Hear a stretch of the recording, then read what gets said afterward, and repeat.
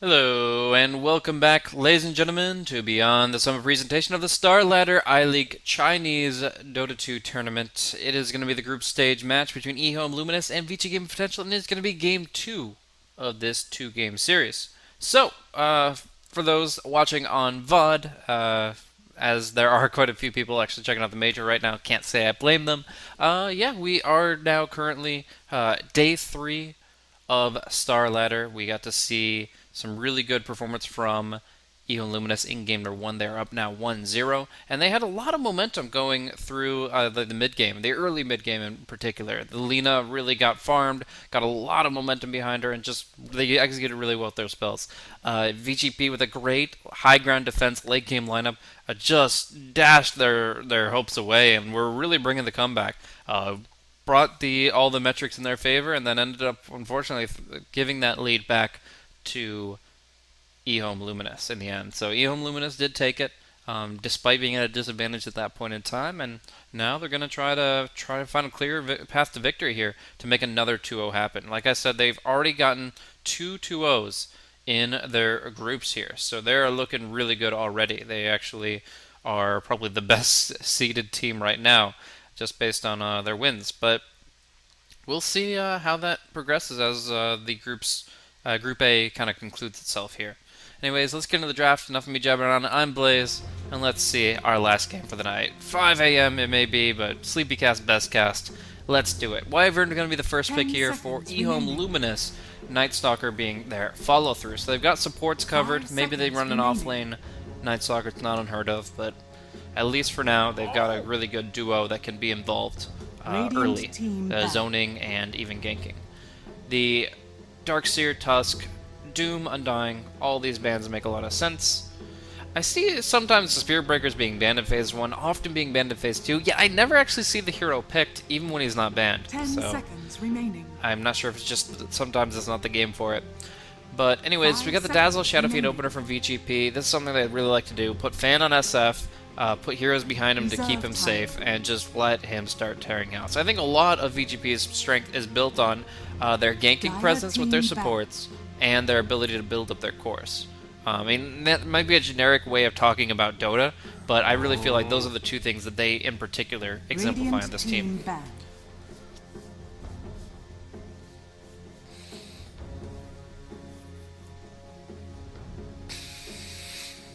So we've got the Gyrocopter Juggernaut bands here for EHOME Luminous, the Queen of Pain, as well as one more coming out from VG.P. So in terms of safe lane farmers, the pool is thinning. Ember Spirit being a little bit stronger here. Lina was the last safe laner for EHOME Luminous though, so maybe they're going to keep their non-traditional style going and give Freeze whatever he feels he can wreck with in terms of their spell set. Lina's still a pretty strong hero, and rarely do we get to see her actually get that much farm. The safe lane position was just perfect for her in terms of building up to the mid-game. But we're going to see the Wind Ranger band out. Pretty key hero in these kinds of situations, and obviously one that matches up well enough against the Shadowfiend. Templar Assassin also in the pool. I think that could be pretty strong as well. Shallow Grave can definitely thwart the intentions of TA to just insta-give somebody, burst them down. But at the same time, there are situations where the TA just strikes so hard, so fast, the Dazzle doesn't get the chance to respond with Shallow Grave. And speak of him, and he shall appear. We haven't really gotten to see Spirit Breaker until now, over these past 3 days, but finally we get to see some of Barathram's play here in the Chinese division. And obviously this is the division that prioritizes this hero much more than others, so I'm excited to see what they've learned from some of the top tier teams. EHOME Luminous, how do they answer? I mean, they've got a few good spells against Spirit Breaker. I think the Searing Chains are actually really good here, so it could go for the Ember Spirit like I said. Otherwise, their options are thinning pretty quickly. Just needs somebody who can kind of stand on their own and doesn't have to worry about getting charged, and in lots of situations, Lina can be that hero. If she sees it coming, she will be able to get that LSA out. She might be able to get Yules out. She should be able to control this Spirit Breaker, and obviously Freeze was the one who was carrying his team and was the MVP in Game 1. So, yeah, I'd have to say that if you're looking to change things between Game 1 and Game 2, the Freeze Lina is not one of those things. It is really good. 10 seconds remaining. Fourth pick coming here for VG.P. And, you know, they have already a pretty good lineup for gaining momentum. Maybe I want to go for the Bounty Hunter here. Just find those kill opportunities. Could be really good for building up gold and getting the SF online in a big way. They could also be thinking of a safe laner that isn't too physical damage dependent, since the Wyvern Cold Embrace would otherwise shut down a lot of what they've got going for them. Double Raise still will most likely kill a low HP target, but you don't always want to be in that position where SF has to get the Double Raise out. They pick up Clockwork, one of the last offlaners in the pool, or the traditional sense. And yeah, we're going to be seeing that changing things a little bit here. Clockwork in the offlane, Spirit Breaker roaming, Dazzle supporting somebody bottom, and then Fan mid lane, Shadow Fiend. So we're going to see overall less stacks for the Shadow Fiend, I would say. The Dazzle's going to be safe lane, most likely, so that would leave SF to stack for himself, and the Spirit Breaker to do it on the occasion when he's roaming. Clockwork, how do you answer it? Could go with the offlane Night Stalker, the support Rubik. Could be pretty good here.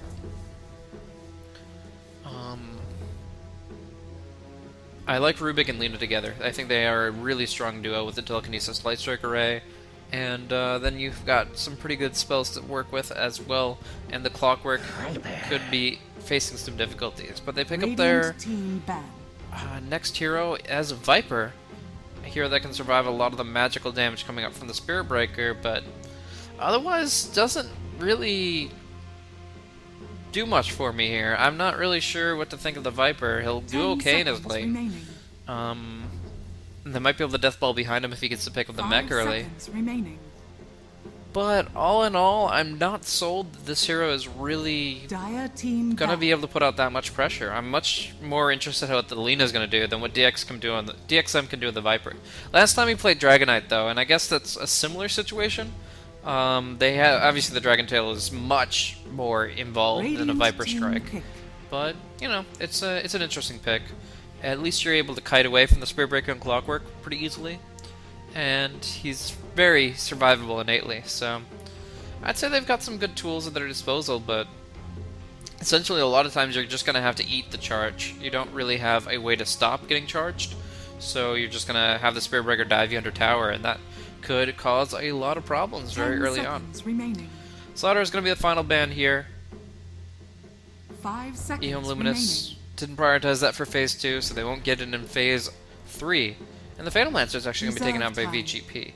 So Fan used to play a lot of Phantom Lancer to great success. Now he's taking the mid role, and they just want to take one of the last viable carries out of the pool for Jixing. From there, I mean, Jixing definitely has his options cut out from underneath him a little bit here. Slark actually is a pretty good hero here. I mean, there are a few spells that will still affect him dramatically, but I think Slark is actually pretty strong. 10 seconds remaining. 5 seconds remaining. Otherwise, I'm not too sure. They'll go for it. Cool. So, Light Strike Array is going to hit him. Winter's Curse will affect him. But you can disjoint Viper Strike with Pounce. And otherwise, you're just going to try to stay glued to your target and just build up a lot of attack speed this game, I would say. Attack speeds are really important for Slark in this situation. I mean, yeah, you'll get your BKB, but... Or maybe you might not... I think you'll get your BKB, but I'm not sure. There's a lot that goes through it, especially if Lina can consider Aghanims. Either way, though, I think Slark is going to be looking for a very large amount of attack speed to build himself up to actually get those Essence Shift stacks rolling and just stay on his target. So Scotty, SNY, either Butterfly or Moonshard or something like that.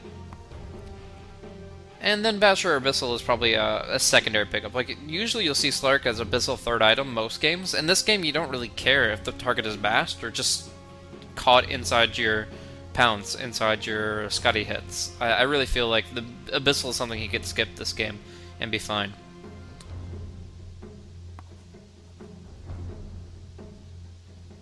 Ursa Warrior. And the last pick for EHOME Luminous is going to be an interesting one. We're going to be seeing Ursa come out to bat for Kaido here. So, where is he going? Offlane Ursa? Is that a thing? I mean, they don't have any traditional offlaner, so I'm assuming they're running like a dual lane. But it's still really weird.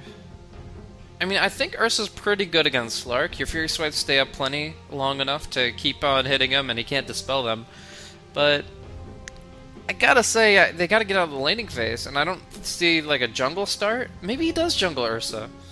Maybe you do like a... I don't know, we'll have to see. There's a lot of ways they could try to play it, but it's a little awkward already, so... 10 we'll seconds see. remaining. Jumping into the game. If we lag out, of course I'll go for a quick restart. And we are lagging out. As you guys can see, these guys Prepare for battle. seem to be struggling. Looks okay for the moment. Maybe we'll let it play out for a second. It's no worse than the previous game, I'll say that much. So let's go ahead and introduce the teams. We got Fan on his Shadow Fiend mid. No Tangos pulled to him yet, but he'll get them. Dazzle, gonna be played by X, covering up the top rune. He's going to be playing that 5 position. That leaves Clockwork in the off lane, played by Yang. Of course, Jixing will be running on the Slark. Currently looking at top lane. Are they going to pull a lane swap to dodge this Ursa? Oh, whoa. Level 1 Roche? No, they're faking a level 1 Roche. They want somebody to check. And the Rocket Flare is the only way you can check, and then you don't get Power Cogs level 1. So this could be interesting. Dogfight's just walking right in. They've got an Observer Ward, and they're just going to get themselves a free first blood. He walks in. As soon as he does, he's in real trouble. Nothing to charge to. Goes down. He does spend his gold, but that is going to be first blood for freeze. So, just with the potential to do like the Cold Embrace and the attack speed slows and the gradual buildup of Fury Swipes, they find themselves a free first blood kill, and then they're still going to get the Bounty Rune on DXM. So a nice little extra way to really maximize your income. Just get your wards out early and don't show on the map. Suddenly, somebody walks right into your open arms. Again, the only way they can really afford to avoid that is to Rocket Flare scout the pit, which is really bad for the Roche fight itself if you're forced to do that 5v5, as well as really bad for Clockwork in the laning phase, as he can't cog block the creeps. Alright, so from there on out, we got Freeze and L running a dual lane here. And that will make the Night Stalker, Lena, have some decent chance against the Clockwork here, 2v1. In the meantime, you're looking at Kaido taking some major hits here. He'll get caught inside the pounce, but he's Earth-shocking and going to try to slip away. Going to healing salve up as soon as he can. So, coming on in is going to be HYM on the Winter Wyvern. Going to be trying to fight 2v2 and start zoning out the Dazzle Slark. Easier said than done, but with cooldowns I can find some opportunities. I think the Ursa needs to get level 3 though, for them to start really bringing this lane back. And then from there they'll have an advantage until Slark hits 6. In the meantime, DXM getting some great damage in here as Nether Toxin and Poison Attack might just go under the tower. If he cuts, does he get it? Perfect World? Help? Okay, he didn't get it. So, yeah, so he didn't have a Tango available, otherwise he would have cut the tree. The shared Tango was on cooldown, otherwise he cuts that tree and he gets another attack in. Instead, if he went all the way around, it just would have taken too long.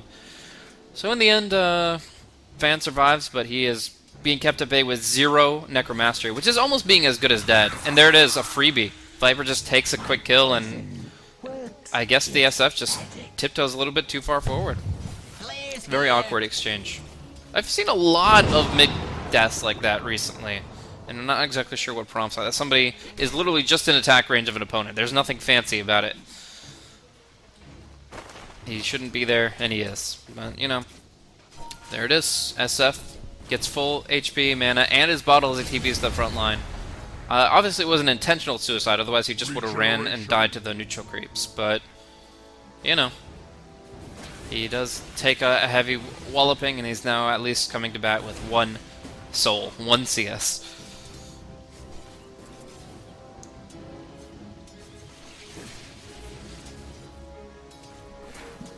Oh, DXM just going to try to keep forcing on the high ground here. He's got enough corrosive breath, skin, but we're actually going to see the Spiritburger connect with the charge. Raze is coming through, right clicks as well, but 16 HP, thanks to the magic resistance, allows the Viper to slip away and just bring himself a healing salve. So, a good charge. Like I said, Viper has nothing that he can do against this charge, but without the Greater Bash skilled, it's actually not enough to get a kill. In the meantime, though, Clockwork going to be killed off bottom. He tries to man up. Instead, he gets picked off there. Just Void, Light Strike, spamming spells. Yeah, there's really nothing fancy to that one either. These kills just kind of happen out of nowhere. Sentry Ward can clear out the obs in mid, make it harder for DXM to predict the charges that are coming against him. And yeah, we are getting perfect world lag. It isn't pretty, but you know, it's sufficient to keep casting it. We're actually going to see Yang having a pretty hard time against Freeze here. If Lina finds a way to get mana, most likely with the Soul Ring, then she can start really dominating this lane once again. I was talking about that Ursa, though. He's found himself level 4, so a 1-1-2 build does give him a real possibility of killing somebody here up top. At the same time, Dazzle, 1-0-1. He's going to be sorely missing that shallow grave if he doesn't hit 3 soon. Dire's top tower is under attack. Meantime, Jixing, just poor man's shield. Even a Mango. Everybody's picking up Mango these days. It's very cost effective, but I think Slurk is one of the heroes that doesn't really need that mana boost. Just gets the help of the HP regen, which becomes pretty irrelevant at 6.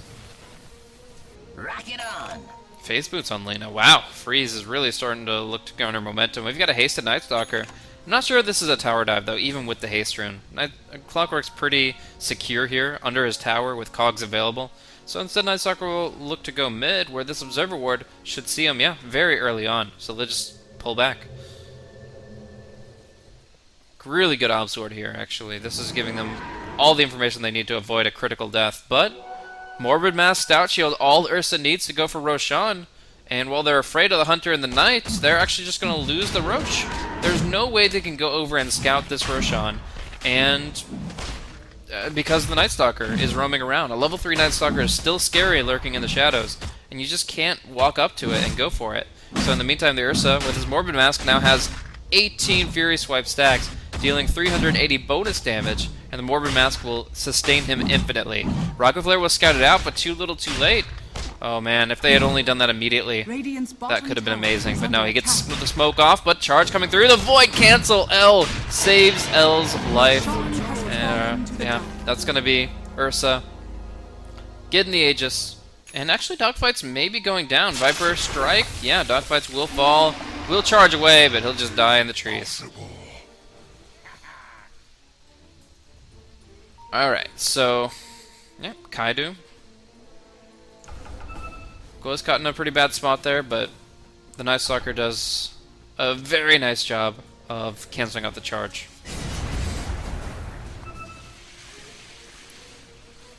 And now Ursa has that Rosh momentum. Level 7 suddenly. He got solo experience for it too. The Night Stalker didn't even steal experience. I'm not sure. I think that's actually really good. The Ursa having solo experience, suddenly jumping from level 4 to level 7.5 with an Aegis ready to dive. That's just so big. We're going to see the Clockwork, however, find the Night Stalker solo, and it should be just the death of him as the charge connects. But in the meantime, Kaidu goes in, enraging his Fury swipes Yang. One hit from death, but he's not going to find that next hit. Instead, it's going to be a DD Shadow Fiend trying to break the Aegis early, but he's taken 3 hits already, and he needs to get one more hit. There's the Bash stun, and that is going to be the Aegis popped. In the meantime, though, Dogfights will be losing a lot of movement speed. They'll look to run him down with the Void, but they need a couple more hits here, and Dazzle has the Grave. So they're going to be zoned off. No, no, don't dive this. This could be very dangerous indeed. They're going to go for Fan. Kaidu will... Oh, Viper will actually get the kill on 2 of those heroes, and yeah, they'll clean up X as well. Man, that Viper doing so much work. It could have been a dangerous dive. In fact, they've lost the Ursa now, and there's going to be the Night Stalker as well. I don't think that's worth it. Like, I feel like they got the Spear Breaker, and as soon as the Viper gets the Spear Breaker, that's a good kill. But diving further, Radiant's top really signs a tower death is warrant under and attack. actually feeds a massive influx. 564 gold for the death of the Ursa. That bounty is just so huge when he just took Roshan. His level was really high, and suddenly they get really just all that comeback. Now they kill off the Dire's Viper, bottom tower look is at the under Night Radiant's Stalker, top tower stare him is under down, attack. and start to bring back the Radiant graphs. structures are fortified. I gotta say, that was probably Radiant's top a tower failed is falling. movement there from the Ursa. Kaido could have just rested on his laurels, happy to get kill and rush momentum. Instead, he dies, and that level 7 kill is so big. SF is suddenly, I think, ahead of the Viper. Is that right? No, the Viper is still 400 experience ahead and has a mechanism. You look over the net worth, and Fan, he still had that bad start. You gotta remember that. The Fan got solo killed by the Viper, and no participation, assist, and Ursa kill is gonna change that Radiant's fact. bottom tower is under attack. Still that mechanism can allow them to push a tier 1 tower while Ursa Radiant's farms. bottom tower is under attack. Can create a lot of possibilities here in just a moment towards taking the map and just snowballing the game. Freeze goes for the Soul Ring again. This time Phase Boots over Arcane since his allies aren't as mana dependent. And then, of course, he'll look for the Yules.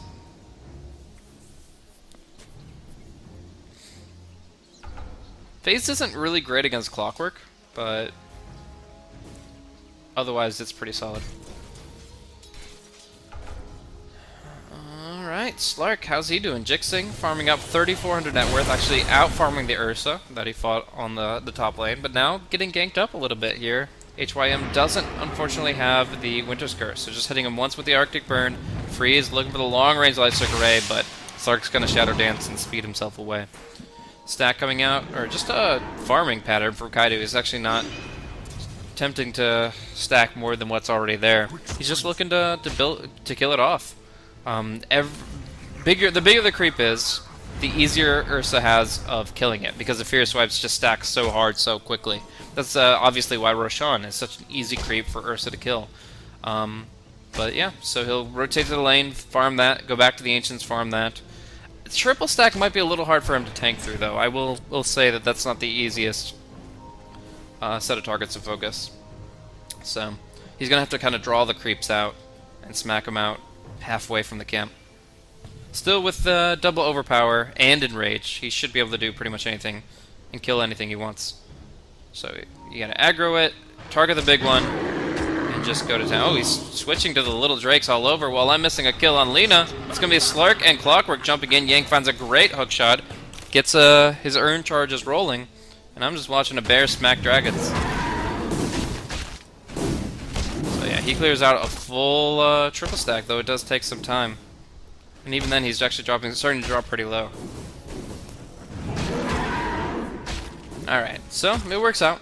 Triple stack was the right call. I obviously don't play enough Ursa to know that he can just kill everything in sight thanks to that enrage.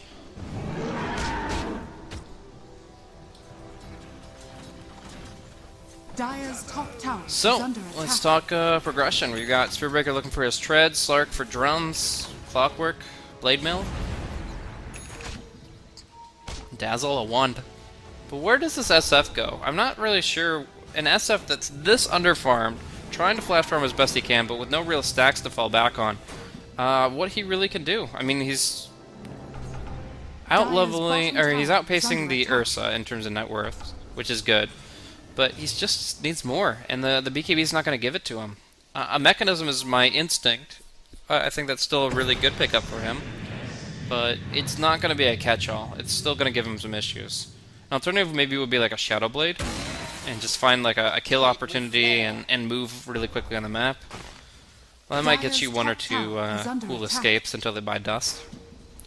And really, you only need to win one or two fights to get yourself back on your feet in this kind of a game. But I think the mechanism is a safer call, and that's going to be fans' choice.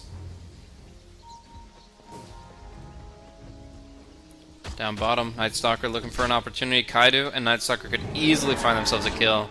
Dazzle has a TP looking to grave, but I still think that this could be a great opportunity for them, just going underneath tower here. Dire's top tower is under attack. Rocket Flare coming out. Radiant's bottom Not tower just gonna is push on the under creeper attack. though, not gonna scout anything. Dire's structures are So they're gonna push the fortified. tier 1 top. Should be able to finish that Dire's off with the top Shadow tower Fiend. is under attack. And in the meantime, Ursa finds Radiant's himself bottom very tower close to killing is off under tier 1 attack. as well. Dire's top tower has fallen. Ooh, dogfights. If he shows himself, he's pretty much a dead man. For right now, it's not happening. And in fact, we're seeing a lot of EHOME.L collaborating on the mid lane now that they have this Yule's. The Winter's Curse as well is a pretty big catalyst for action. Dire's top tower is under attack. There's a question for chat who was playing Ember last game. That would be Jixing on Radiant's middle tower Virtus is under attack. or VG Gaming potential. That would be top tower the is Slark under player attack. this game.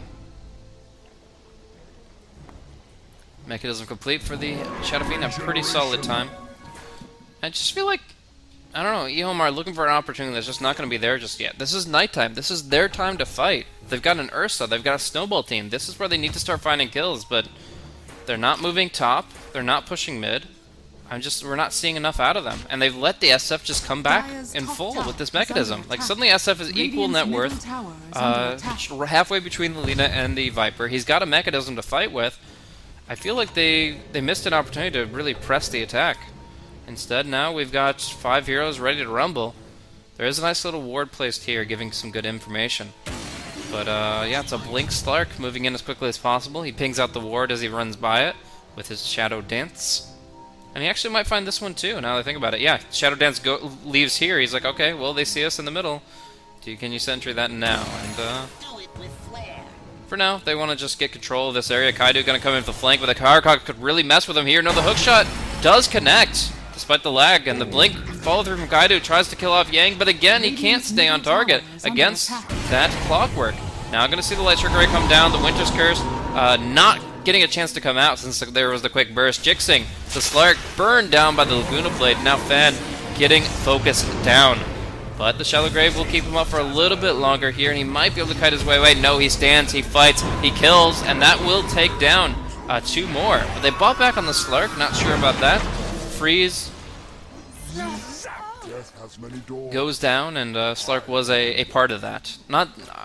Maybe not necessary, though. I think the Slark buyback is arguable, but the overall teamfight execution from VG.P was strong. They definitely brought that back nicely, and they overall profit for it significantly. Ursa did get some blood there, so he does get 535 gold, but overall that was definitely a win for VG.P. And going for a Midas on the Viper. He's going to get level 16 faster. He's going to extend his potential into the later stage of the mid-game, but this is still a mid-game hero. He's never meant to be late-game, even with a Hand of Midas. So this is really pushing his potential to like the 45-minute mark, rather than just 35. And they need to start looking to end with Roche number 3. But we're looking at Roche number 2, freshly respawned, and of course he immediately goes for the pit. This time with a Rocket Flare and a Charge of Darkness to greet him. But they have the Winter's Curse. HYM didn't get that off in the last fight, so we'll see this one actually break down pretty quickly. Kaido pops the Enrage, tries to finish off Roshan with a few last hits. Oh, wow, look at that damage. It's actually going to be the Dire getting the Aegis again. Kaido grabs it, and they collab the Roshan last hit. Fan getting the Shallow Grave, will stand and keep fighting. HYM almost goes down, but a Cold Embrace keeps him alive, even against the Requiem. So now we see the Slark pursuing, but compromising his position entirely, and he won't get the blink away. He thought he could just kill the Wyvern and get out easy with that blink dagger. Instead, they lose all 5 heroes. Lina doing some really good work just with a couple of LSAs. And obviously Laguna was used, but it doesn't show up on the recap. Even still.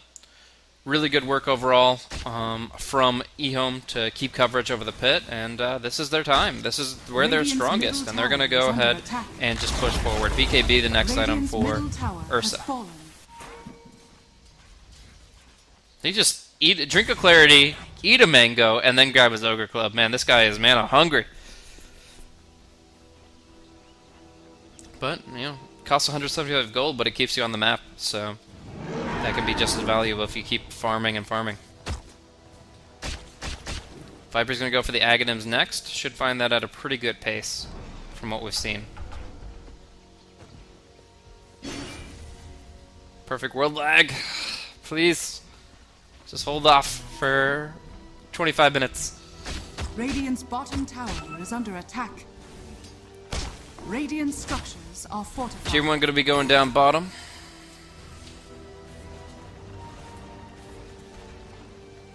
Radiant's bottom tower has fallen. Dire's middle tower is under attack. And Jixing's just gonna farm top. I'm curious what he goes next. I assumed he was gonna go drums because attack speed's so important in this game. But Dire's middle tower is under nah, attack. for now he's just got that blink dagger. His own kind of unique playstyle of just being mobile and being involved. It's a very old build. You used to see Slark go blink dagger every game, but I feel like people understand the hero a little bit better nowadays, and they're actually, while it can create opportunities with like Clockwork hooking in and the Spearbreaker charging in and the Slark being there too, I feel like it's just as easy to punish it. I don't know. Dire's top tower is under attack. HYM doing pretty well for himself. Going to be looking for that Glimmer Cape pretty soon, I presume. Nice Hawker just going to go straight for the Aghanims. I mean, he wasn't really farming. I mean, his last hits count is only 13, but he can just probably accomplish that in a decent time. He'll have level 2 Darkness, he'll have his Axe, and he'll be able to control the map to a decent extent. Find their kill targets is really, he's just going to be the pointer for it. We're actually going to see here, Freeze getting caught out by the hook shot once again, and the Clockwork, Yang with the Blade Mail and with the finishing blow of the Rocket Flare is able to pick up a huge kill here. And Lina, really not the Kira that can afford to be picked off. Back up for net worth 10k, up on the Viper, who's 4-1-4 with 113 CS. Obviously the Midas also paying some dividends. Is he actually standing still? I can never tell with this lag. Alright, dogfights, cancels out a charge, not really much opportunity there anyways. And I feel like it's time for the Ursa to rejoin his allies. Like, he goes back home, he's looking for the BKB, but he needs to be up there on the front line with that Aegis. They've already taken every tier 1, but they need to start pushing beyond that.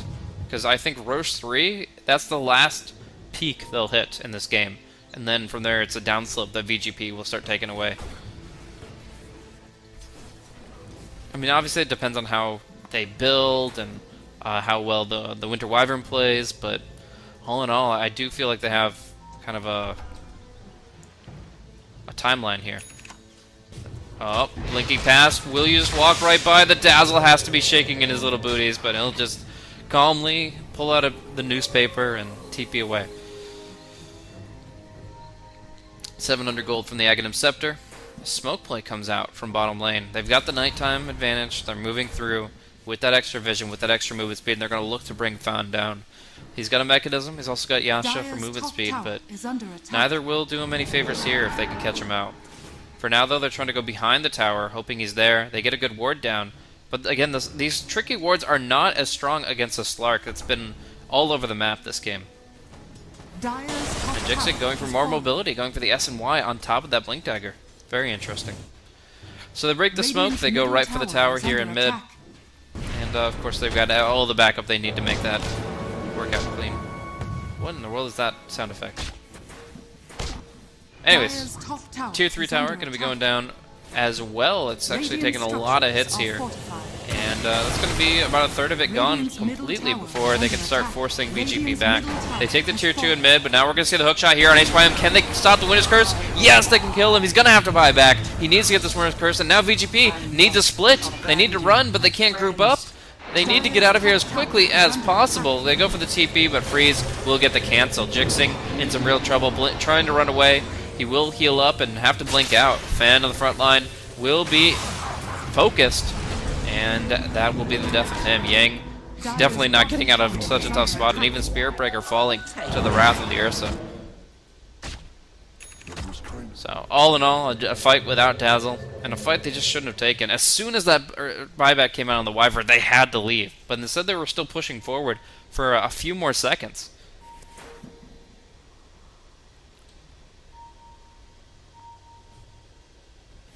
And that certainly can cost you. Just a few seconds of hesitation when they have to realize they can't take a fight at that stage. When the Wyvern comes back with their curse. Alright, so Aghanims is up for the Viper. going to be approached quickly for the Lina, and this is where the Slark build also starts to be kind of lacking with this Blink. I feel like this Blink is a pretty dead item here. Like, I like mobility, and I think you have some potential for pickoffs, but we haven't seen Jixing go for any solo pickoffs or any duo pickoffs with Clock or with Spirit Breaker. And in reality, he's going to be facing a lot of Aghanims effects that he's just not going to have the survivability for. He's not going to have the attack speed to withstand against the Viper Strike, the HP to withstand against the Empowered Laguna. I'm a little bit worried about Jixing's potential here. Normally, I would say Slark is the late game presence. He would absolutely be able to trash any of these heroes in a late game scenario, but the way he's building, it's taking a long time for him to come online, and this gives a greater window for EHOME to continue to just build themselves up. He's trading net worth with Ursa right now, but SF having a really hard time of it, 3-5-3, and most of this doesn't even come down to what happened in the laning phase. That definitely hurt fans' farm, but what hurts him the most is this Night Stalker. The fact that he constantly is roaming in the Radiant jungle, he's lurking in the shadows, your vision is suppressed, and the end result is that fan can't feel safe farming camps. Maybe he takes like 1 or 2 of the eastern camps, but otherwise he farms a creep wave per lane. It's really slow progression for him. On top of that, Slark is taking quite a bit of the CS as well. Like, this is actually a safer position for a fan than most of the rest of the map, interestingly enough. And a fast Roche respawn. This is actually huge for the Ursa lineup. They want as many Roches packed into this game as possible. And we're going to see that respawning here only 40 seconds after the minimum timer. That's insane.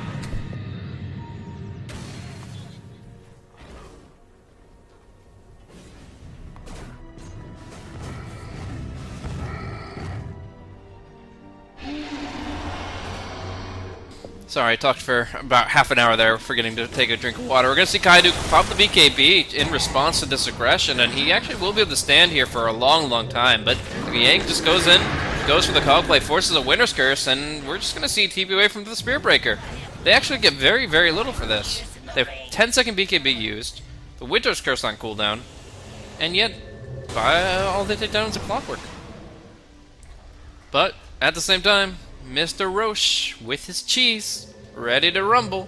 And that's obviously going to be huge for EHOME. And it's going to be something that VG.P have to look once again to contest when I don't know if they can. We're actually going to see Kaido look for an opportunity onto Dazzle. Instead, we're going to see Jixing actually jump in. What is he doing? Gonna not get hit by the Crippling Fear. Instead, he'll go for the Dark Pact. And that is a Shadow Dance that's going to actually get him the kill on the Night Stalker. But now Kaido's going to look to re-engage. Mana-less as he may be, he wants some kills. Dazzle's not going to be it as he Grave TP's home. Maybe if you get a poison attack on him right to take it the perfect time when he makes it back to Fountain, you can actually get a kill against Grave TP, but it's rare. Jixing going to eat a Laguna Blade up top here, just going to bounce away, and Freeze going to TP before the charge can punish him. So overall, I mean, a good move there from the Slark. Jumping past the Ursa was what kind of caught me off guard. It looked like he was going to go for the fight against the Ursa because of the perfect world lag, but he actually was kind of dancing around him looking for the Night Stalker behind. Or the Daywalker in this case.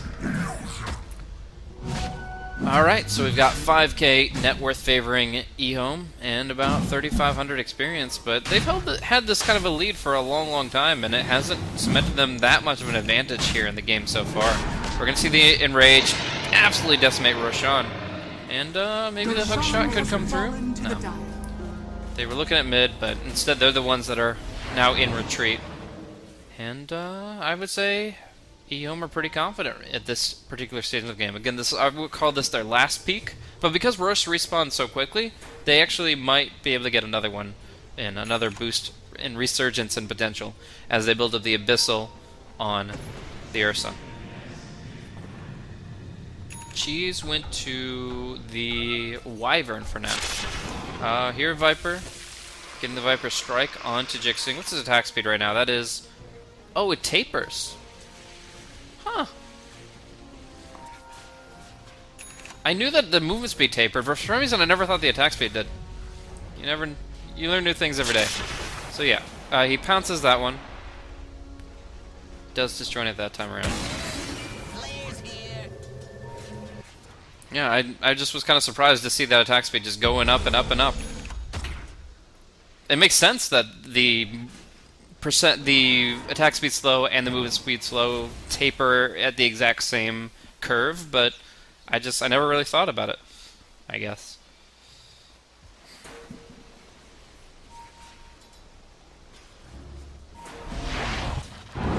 That's because in Dota 1, all the attack speed information you got was very high, slow. I'm gonna be Yang jumping in, actually pretty aggressive here, but Fan's got a good ultimate ready and waiting. Unfortunately, gets Yules and caught in. Manta Dodge not gonna be coming out, so he'll just die without Requieming, at least not on his terms. And now Kaido just gets to run people down, Blade Mail or not. Speedbreaker and Clockwork both have Blade Mails, but it doesn't seem to be doing much here. Dogfights will look for the charge out of his Glimmer Cape, though, and he will actually survive for now. Yeah, he's home free. The Glimmer Cape actually came from the Dazzle, so props to X for picking that one up. But now we have a push here onto the high ground, and Slark only has a BKB. These are not items to fight an Ursa with. This is maybe to jump the Lina, I would say, but she's got cheese now. It's going to be easier said than done. He'll be crippled, he'll pounce away. Forcing the Viper Strike, I guess that's fine. But now we're going to see this tier 3 tower going down pretty quickly. And Freeze is going to be charged. He's got the cheese. He's ready to use it, and they're just going to start clobbering dogfights if they have the detection. There it is. The Glimmer Cape expires, and it looks like he's going to die, even with this shallow grave. Kaido, maybe Aegis going down. He's down to 30 HP, but he'll go down in the end. He blinked into the cogs here.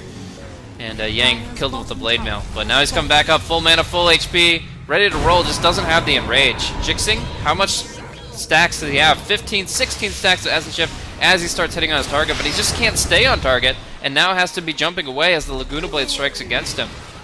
Kaido, looking for some more blood. A nice little set of cogs, though, from Yang. And he's actually going to keep them locked in a combat position for a long, long time. The Ursa will go down for the second time, and now HYM in some real trouble. Why hasn't he blown the Winner's Curse yet? This entire fight, he's had Winner's Curse. And he doesn't blow it. What in the world? They lost that handily, and they just didn't have the team fight that they needed. They take the tier 3. But VG.P just going hard, and some amazing cogs coming in from Yang just set him up for a massive success. They absolutely destroy that team fight. Now, not only killing Ursa twice, but pushing forward, and that window is closing quickly for EHOME. Oh, jumping in. They do get the surprise blink, but it's a pretty low HP Slark who's just going to have to jump away. Inside the cogs, though, it is going to be a jump onto some lower HP heroes here. The Night Stalker. Oh, what a Laguna Blade. Finishing off the Slark. He thought he had a little bit more health to work with there, and he thought he was safe with the BKB. But as soon as he pops it, the Laguna just takes him down very quickly. Fan, actually, kind of much the same situation. He tries to stand and fight. No dice. They end up losing 3 heroes for 1. And the tier 2 gets denied. Yang here doesn't have a TP scroll. They're going to keep running him down. I think he's pretty much guaranteed dead. Like, you'd have to juke out of your mind here. And obviously, the Night Stalker can find his axe shortly anyways. Yang, Force Staff, it's cute, but it just delays the inevitable. He will be going down here. I'm mechanically. So, axe complete. And Darkness available. They're going to be looking to push with that.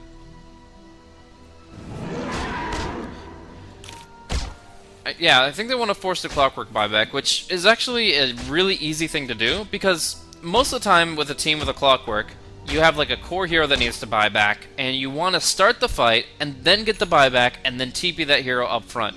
But when the Clockwork's the hero that's looking to have the buyback for us, you really can't have anybody secure the engagement. Yeah, you can jump in with a Slark, but you're probably popping a BKB or a Shadow Dance just for it, and in this case, you're just kind of playing around with the Dark Pack, doing some good AoE damage and trying to buy those last 10 seconds. Now that they're all 5 up, though, VG.P, I would say, have an advantage here. And it's going to come down to a really good Winter's Curse from HYM. Jixing does get hit by that Viper Strike. He's only attacking once per second when that's in full effect. But now we're going to see dogfights, Blade Mail or not. He's taking a lot of hits. He's going to be graved. And that's actually going to be the Ursa on the front line doing the most damage here.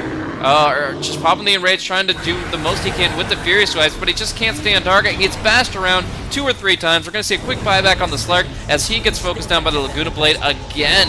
Now Ursa, caught inside the Cold Embrace, Glimmer as well, trying to get away, trying to reset the fight. Now that the Slark has bought back, they need to run, they need to disengage, and they actually end up doing so. This means that the only buyback, and the only death, in fact, was the Slark, which is huge.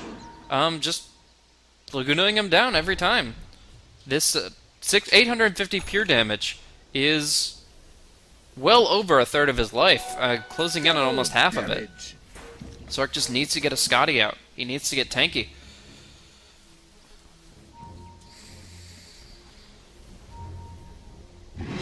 But yeah, that's a good buyback force. That's going to be down for 6 minutes, and I think that's the window. Roche will be respawning in 1 to 4 minutes. And in that time, they should push with Aegis, with Jixing being able to buy back. And that will pretty much be the climax of the game, I believe. But in the meantime, farming things up, we've got an Assault Cross on Viper. Like I said, he really has extended the value of this hero. Where normally you'd be like, okay, we have a Viper, so what? At about this stage in the game or in a few minutes. No, this guy's still large and in charge. He's got Assault Cross, Ags, Mech. He's a level 18 hero. Just that alone means a lot. So yeah, I think the Viper's still very relevant this game.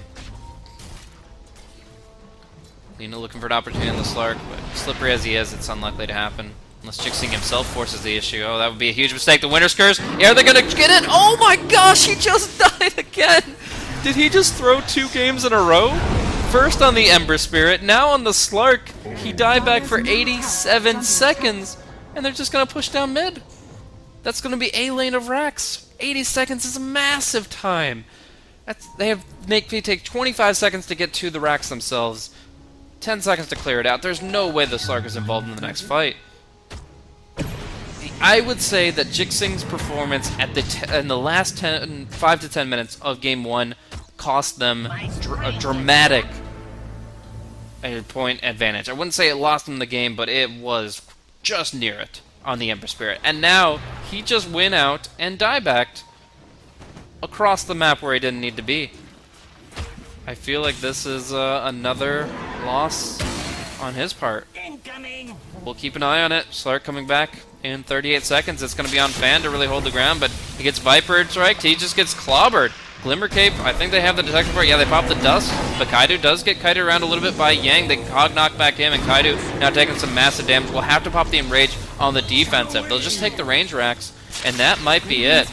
Another Viper Strike comes out on Fan. Really hurts, really annoying, and they can't heal that back up with the mech. But is it enough to kill off this melee barracks? It doesn't look like it. 10 seconds on Slark's respawn, and they'll just walk away with that. So these guys know when it's time to disengage. I feel like VG.P don't have that restraint. Up top, they were very far in the base, way too deep.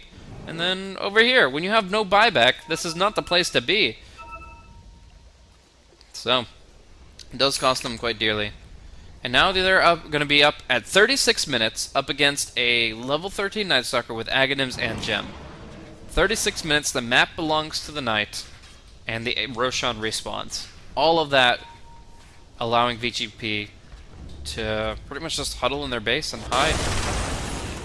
They've just lost so much already. I mean, range racks isn't that big of a deal, but just even having wards in your base and not having the D wards is gonna start hurting them more and more.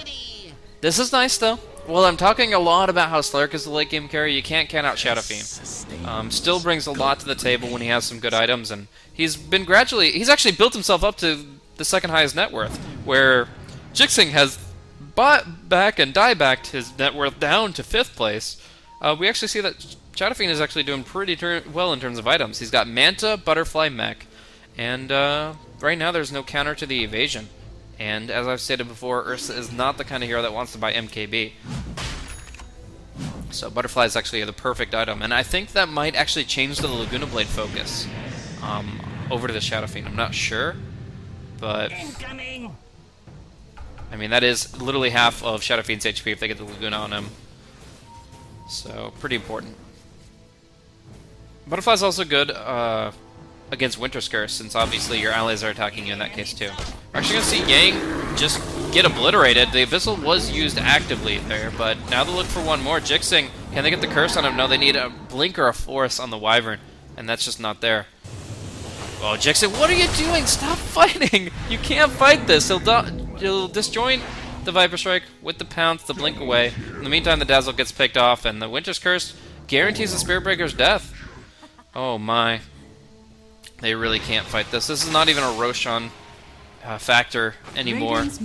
They're just going to go right in, and now Jixing has to do these shenanigans. He has to try to delay things for as long as possible without dying, but without dying is the key part. He pops BKB Shadow Dance, starts to turn onto Ursa, starts stealing Essence, but the long range Requiem debuffs the enemy. They're going to lose that debuff, and they're going to surge forward onto the SF, who has no grave to save him this time. They'll Laguna him down for the count. Jixing stands with 2 strength heroes as the sole defenders of the Radiant Ancient. Clockwork's back, Spear Breaker coming in, but bottom lane is looking really bleak right now. Jixing has to do something amazing, but he doesn't have the cooldowns for it. There is a weave, there is going to be the Shallow Grave, and this will be a bit of a last stand here. But I feel like EHOME are ready to fight just outside the base. They'll go ahead, turn onto dogfights, and yes, they will force the Shallow... No, not even a Shallow Grave. The Ursa's right on top of the Dazzle, keeps them busy, and they actually just lose the Spirit Breaker straight up. Now it's 2 heroes with a 35-second death timer and no ability to buy back. These lack of buybacks are absolutely destroying VG.P. And now the melee Rax is going to fall. BKB popped on the Ursa, and nice little play from Yang. Good cogs overall, but that's just delaying things. The Shallow Grave shifting focus. They're going to actually bring Kaido very, very low, but he won't fall, and in fact it'll be the Slark who gets finished, prompting the GG. Oh, that was such a disastrous finish for VG.P. 2 games in a row. I feel like they had the late game lineup. They had the heroes that could withstand EHOME's push and their devastating momentum. They could stop them in their tracks and they could turn the game back on its head. But no, EHOME prevail through persistence and honestly some misplay coming in from Mr. Jixing there on the Slark. I won't put both games, or even one of the games, entirely on his shoulders, but he did not help the situation. Really rough game coming from him there, dying so many times in so many places, and it just hurt. On top of that, Fan getting absolutely manhandled by the Viper in lane, which can happen if you're not well practiced in that matchup, and I think Fan's transition to the safe lane over to the mid is probably responsible for that. Because most experienced mid players, at least in the West, will have practiced playing against Viper dozens of times, really know that matchup well, no matter what hero they're on, and they won't have to really think twice about where to position themselves and when they need to retreat. But I felt like Fan was out of his comfort zone there, and I would have to say it's most likely because he was a safe lane carry, transitioning to mid, and he is so focused on his mid transition that he's actually only practicing against meta heroes rather than the non-meta Viper, which just absolutely stomped him all over. He still came back with some good items, but not enough to carry the game, as EHOME.L, EHOME Luminous, they take 2-0 over VG.P, and that is huge. That was an absolutely amazing performance from them, and I love the dynamic heroes, the carry Linas and the Ursa picks and all that is working out really well here in the Chinese scene. Anyways, that was a wild series of Dota 2. And that is going to be wrapping up the broadcast for us here today. Thank you guys so much for tuning in. Once again, I myself am Blaze. You can follow me at BlazeCasting on Twitter. It's been a real pleasure casting these games for you guys today. It is now past 6 a.m. It's quarter past, and I would like to get to bed. So I'm going to bid you all adieu. I'm very appreciative you've stayed.